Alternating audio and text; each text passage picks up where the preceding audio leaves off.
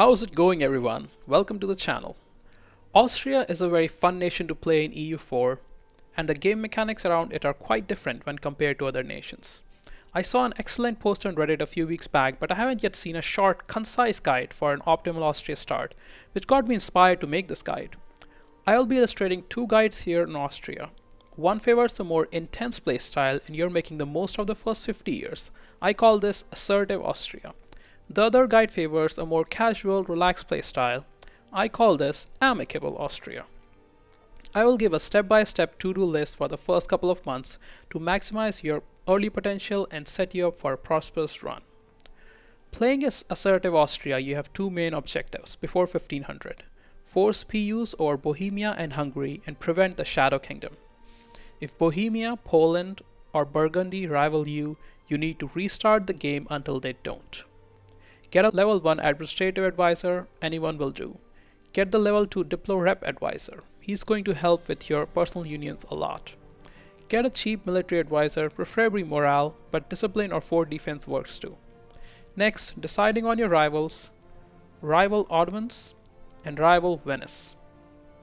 Leaving one slot open for a future war enemy, which will be Bohemia, Papal State, and Hungary. You should set the troop maintenance for 3/4 readiness and turn off fleet maintenance. Mothball all your forts, go to your estates and do the estate interactions to get extra monarch points. These will come in really handy. Nobility and burghers both can be a bit disloyal for a bit. It's not a big deal. Spend all Diplo in developing Tyrol gold mine, sail all ships to Straits of Otranto. Next, Royal marry Burgundy, but don't ally them. Ally Poland. Austria starts with 2 diplomats, so we'll juggle them around cooldown times. Royal marry Bohemia, but don't ally them either. Next, embargo Venice for power projection. We will ally Papal State so they don't ally any other major power. Ally Milan. They will help you in your war against Venice. Royal marry Hungary, but don't ally them either. Sell 2 transports for 30 ducats to Ferrara. They will buy it. Embargo Ottomans. Sell your 3 galleys to Ragusa. They are the only ones who will buy them. Sell 2 transports to Lucca for 30 ducats. Sell your only trade ship to Urbino for 20 ducats. Royal marry Milan. And then Royal marry Poland. Send your last 2 transports to Siena for 30 ducats. Start building spy network on Papal State now and improve relations with the electors. Usually you're going to have to Royal marry Burgundy again. You should be 1 above your relationship limit. Now you open up the diplomacy screen for Bohemia and stare at it till you see von Habsburg as a ruler.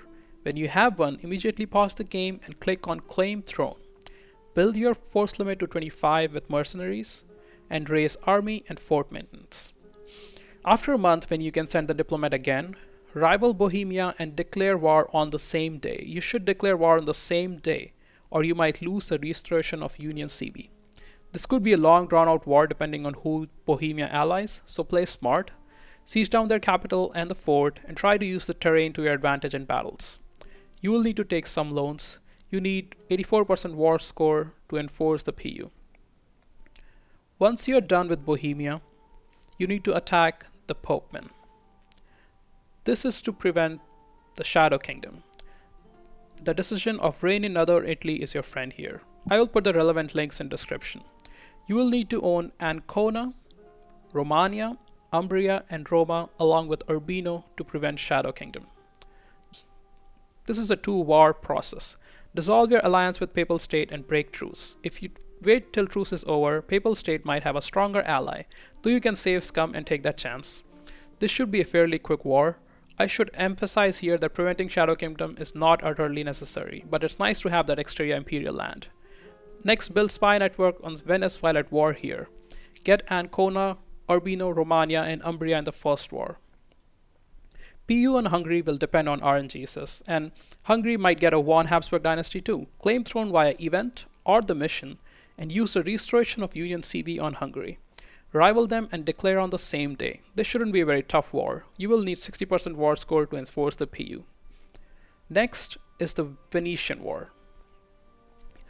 This war is part of the Shadow Kingdom as well. You need to take Brescia, Treviso, Friuli, and Verona in this war. Milan will help you out as they want Brescia and you can give it to them.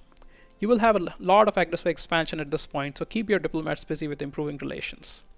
Finally, you attack the Papal State one last time to take what is left of it in Italy. Ideally, you want to declare war at the day your truce expires, or just truce break again. Pray to RNG says that Pope Man doesn't yet have a strong ally who's willing to protect them.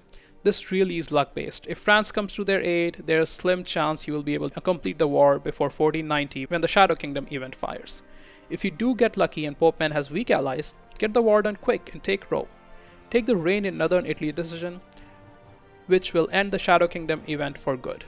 Don't core Rome yet. Once you own Rome, as a Catholic nation, there is a modifier called Occupation of Rome which gives -1 Diplorep and a decrease in papal authority, both pretty bad modifiers when you're playing as Austria. Wait a few days and an event will fire where Pope Man asks for Rome back, give it back and start improving relations to gain papal authority. Now you can take a breath, you have done it. You can relax for more or less 10 years. Get your manpower back, pay off your loans and get your finances back on track. Get your vessels below 50% liberty desire. You're going to need it all. Next big objective is to deal with the Reformation. I won't cover it here as there are a lot of good guides on how to do it. I recommend watching Raymond's video on it. Next, we will look at our guide for Amicable Austria playstyle. The only difference is you won't push for Shadow Kingdom as hard and not rack up as much aggressive expansion. Your objectives are getting more event-based PUs, though I would still recommend forcing PU on Bohemia early on as it's easy. Your other objective should be to gain as much imperial authority as possible. You will go through the same steps 1 through 10 as the last guide. You should Royal Marry Burgundy and Bohemia, and ally and Royal Marry Poland. Don't sell the trade ship and send it to protect trade in Ragusa node. Next, we will Royal Marry Castile, but don't ally them yet. They might go to a succession war with Aragon over Navarra, where they are the defender, and you don't want to be called into it. Next, ally and Royal Marry Hungary.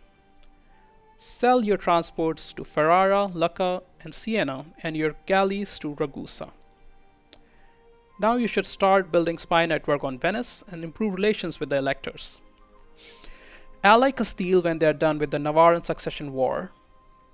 You can go for PU on Bohemia, same way as Assertive Austria. It is very similar. If you get the Hungary event with the restoration of Union CB, or if you can click the mission, do it and get that PU done.